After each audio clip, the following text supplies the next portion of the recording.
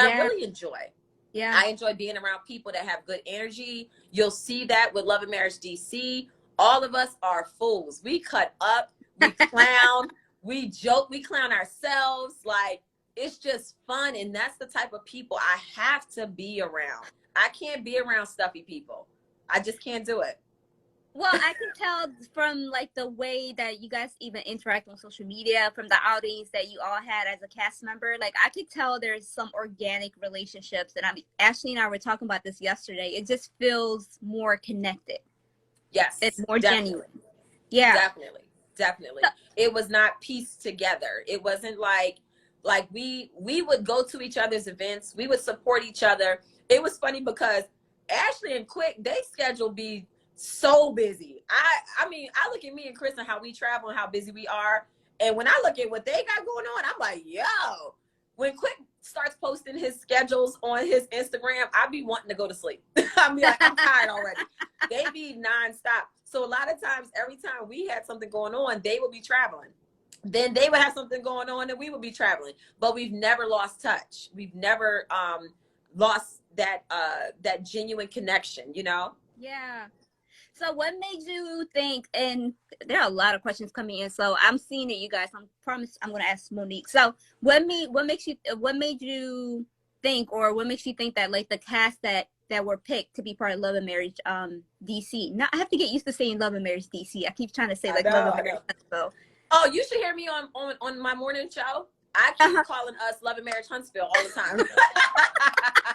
I do it all the time. It's so funny. I'm so used to saying Love and Marriage Huntsville. So what made the cast the right fit? Like how did they go about being chosen? I know you were like the connector of everyone because you know everyone. Yeah. You know, it honestly, the final decision was up to Carlos.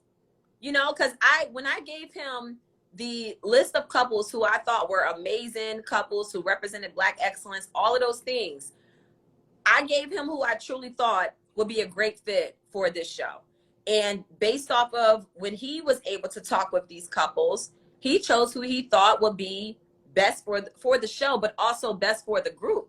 And it's so funny because we were already connected. So I kind of figured who he would ultimately like say, okay, this seems like this is what we should go with. This is what we should move.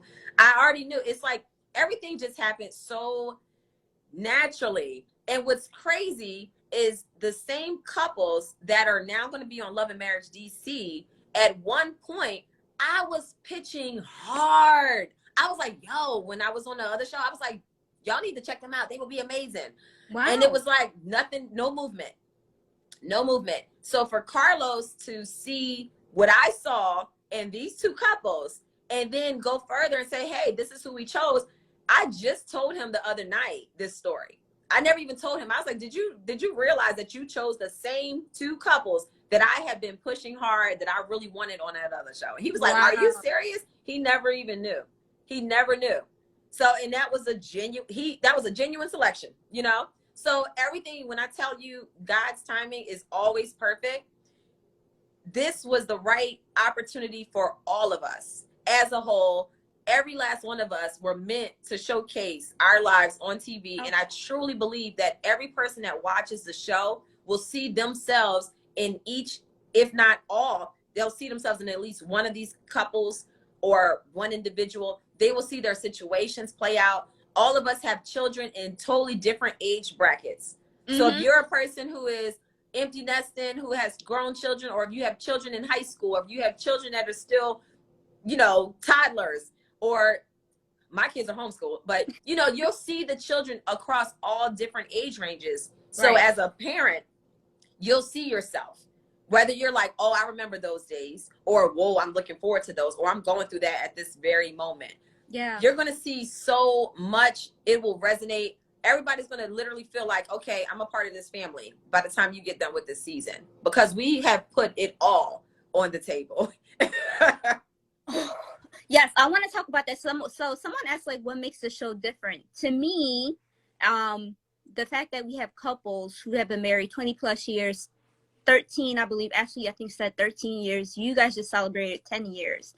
And we like a lot of times on a lot of reality TV shows, we get to see like the wives being like the lead of the show, and then the Right. husbands are usually like the supporting role. And I imagine Love and Marriage DC, just like Huntsville, like there's an equal opportunity to get to know you guys individually, but also as couples. So what type of conversations are we going to see like from you and Chris? I know Carlos said we're going to see Chris and Monique like we have never seen them before. So what does that mean? That means that, all right, coming from the franchise that I was once on, it was all about the women. You know, the men barely was able to speak. And when they do, it was usually because they were reacting to a situation that may be negative, you know? So you're going to be able to see Chris and I in a point in our marriage where it's been very difficult. Now, one thing that I will never do, I will never try to create something just so we can have drama for any show. I just won't do it. If the cameras are running and we're going through something and you catch it, fine. If we're not, I'm not going to fake like we're going through something just so you can say, oh, we got some drama. Well, the beginning of the year is usually pretty tough for us.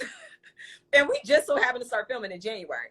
I've never filmed at the beginning, top of the year, ever, since I've been on TV. So usually by the time we start filming, Chris and I have already gone through whatever rough patch we needed to go through, you know, and we're like, okay, we're good now, you know. So you're going to see us navigate some very difficult conversations that have been issues for a very long time in our marriage.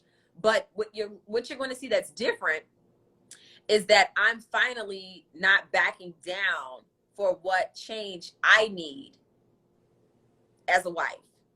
I'm not, and I don't even care. I had to get to the point where I said, you know what? I really don't care what people say about me and how I'm reacting to my husband in these moments. Because most people think just because you have wealth in your relationship and you're financially stable, especially if the man is the one that's bringing the money, the wife is just supposed to sit there, shut up, make babies, cook, clean, and say, okay, and lay on our backs whenever it's time. You know what I'm saying? I don't roll like that, ever. And for a long time, I have allowed certain needs that I had to be overlooked or dismissed, but not no more, honey. And y'all gonna see every bit of that. Ooh, I mean, you guys been married for 10 years, so you're growing and evolving as a person, also as a married woman. So over the years, were you compromising so much that you lost your voice? Oh, I never lost my voice. I was just kind of like, let it go. I would just like, and then it would just be like, whatever, you know, or it would be like small steps of change. And then the changes that those small steps would just like tank. And then I just be like, okay. And then it would come back around. And I'd be like, yeah. And then it would just be a loop. We were just living in this loop of it just happening over and over. And then finally, I'm like, you're going to see as we're approaching 10 years, I don't know what it is about that 10-year mark, but something in me was just like, I cannot let this go. We really got to work this out, and we really have to grow for both of us. And we need to grow together and be on the same page. So, it's amazing because I feel like what I love about DC is that you'll see the glamour, you'll see the wealth, you'll see all of those things, right? That people just love to see. But you'll also see the realness, and you'll see that, wow, I can relate to exactly what you're going through.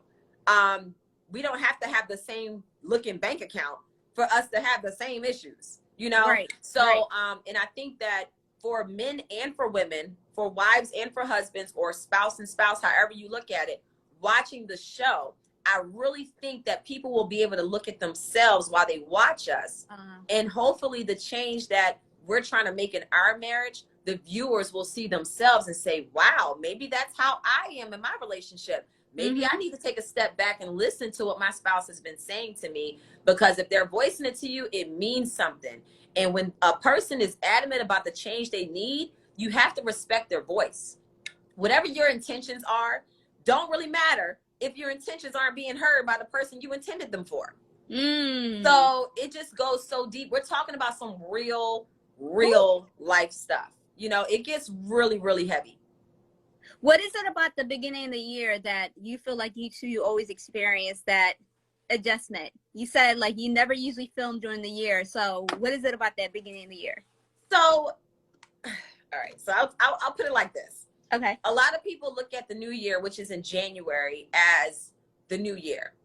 I look at when spring comes. That's my new year, because that's when all the death and stuff start to end. You know, at the time when it's cold, nothing new is producing. Everything is in the ground. The trees, leaves have fallen. All of the plants and all of the, you know, everything is like in a dormant state, right? Mm-hmm. And then once you get to that warm weather, once that springtime comes rolling around, the sun starts shining and everything starts to blossom and bloom. That's when it's like a rebirth to me. Right. And that is kind of what goes on in my marriage. So it's like during those winter months, during that cold months, that's when it's time to purge. All of that. That's why you get cold and flu in the winter, because your body's purging. Well, that's kind of like how it is for me and Chris. And we just recognize that around that time of year, that's our purging phase.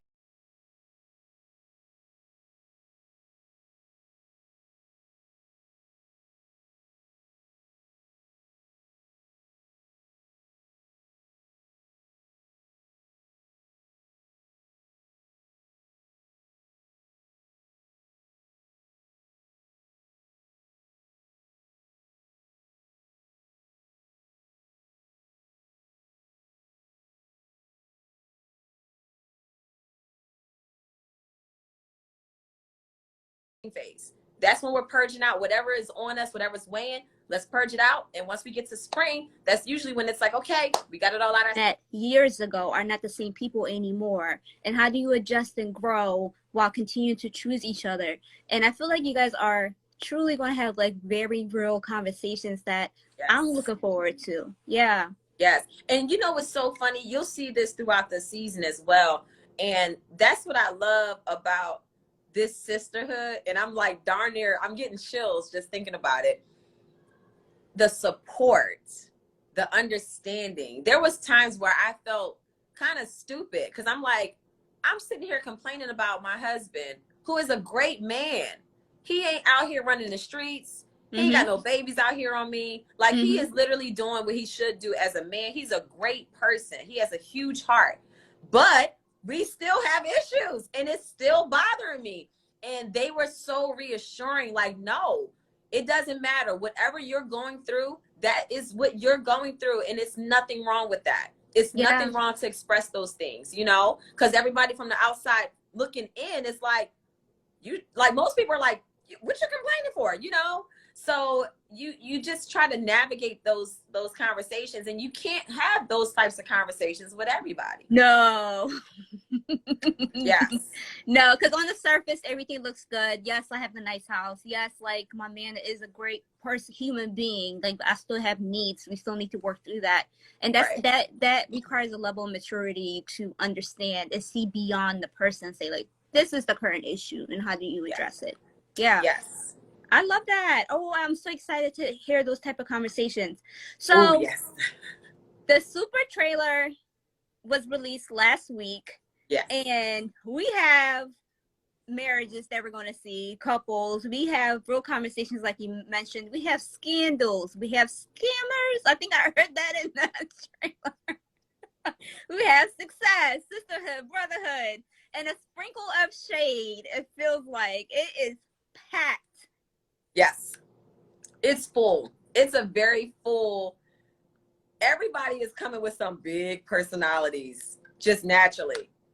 So when you get around a group of women and men with those big personalities, and we're all silly and we're all fun, we clown. When I tell you, it's funny because most couples we talk about some things that most couples don't talk about. You know, like when it comes to like even just have an open conversation about sex, everything, and we cut up.